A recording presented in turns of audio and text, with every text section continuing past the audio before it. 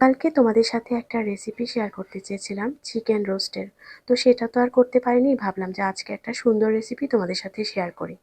আজকে তোমাদের সাথে যে রেসিপিটা শেয়ার করছি এটা তোমরা অবশ্যই এই ঈদে ট্রাই করতে পারো, যেহেতু ঈদও প্রায় চলে আসছে। আর এই ঈদে তো ভালো মন্দ সবার ঘরে টুকটাক চলে। তো আজকে আমি মাটন রেজালা বানাচ্ছি, তো সেটাই তোমাদের সাথে কিভাবে বানাচ্ছি শেয়ার করব। আমি এখানে 3 কেজি মাটন নিয়েছি, আর মাটনের যে একটা স্মেল থাকে সেটা যাতে চলে যায় সেজন্য আমি আগে মাটনটা একটু সিরকা আর লেবু রস লবণ দিয়ে ভালো করে মেখে রেখেছি। আর অন্য দিক দিয়ে আমি এখান দিয়ে রান্না করার জন্য পরিমাণ মতো তেল, আমি এখানে প্রায় 1 কাপ পরিমাণ তেল দিয়েছি। তেলের মধ্যে প্রায় 2 কাপ পরিমাণের মতো পেঁয়াজ কুচি, সেই সাথে তেজপাতা, এলাচ আর দারচিনি দিয়ে দিয়েছি। আমি পেঁয়াজটা মোটামুটি একটু লালচে করে ভেজে নিব, তবে পুরোপুরি বেরেস্তা না, মানে বেরেস্তা হওয়ার আগ পর্যন্ত ভেজে নিব। এদিক দিয়ে আমি কিন্তু মাটনটা খুব সুন্দর করে ম্যারিনেট করে রেখেছিলাম।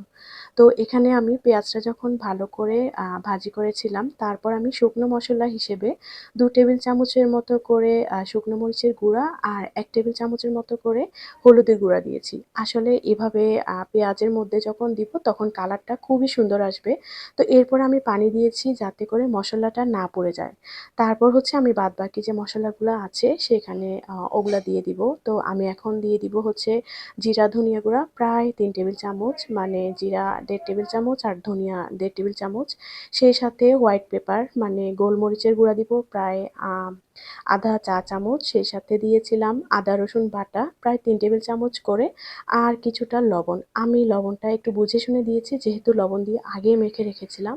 আর দিয়েছিলাম টমেটো সস আর হচ্ছে একটু গরম মশলার গুঁড়া। মশলাটা ভালো করে আমি কষিয়ে নিব, তারপর তেলটা যখন উপরে উঠে আসবে মাংসটা আমি দিয়ে দিব। তো মাংসটাও আমি ভালো করে কষিয়ে তারপর এখানে আমি বাদাম বাটা দিয়েছি প্রায় 2 টেবিল চামচ থেকে 2.5 টেবিল চামচের মতো।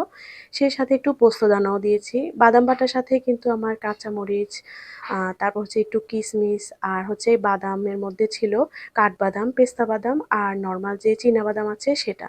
এই তো সবকিছু দিয়ে ভালো করে আমি মাংসটা রান্না করে নিব।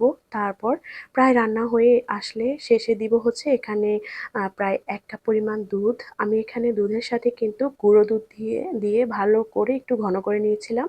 এই তো রান্না কিন্তু অলমোস্ট ডান। আর আমার রান্নার একদম শেষে কাঁচামরিচ দিয়েছি। তো আমি একটু ভালো করে নেড়ে চেড়ে একটু মাখা মাখা করে নিচ্ছি। সেই সাথে দিয়েছিলাম ঘি আর হচ্ছে একদম বেরেস্তা। শেষে দিয়েছি সামান্য পরিমাণে চিনি। এই তো রান্না কমপ্লিট। তো আজকে রান্নাটা কেমন লেগেছে অবশ্যই তোমরা কমেন্ট করে জানাবে।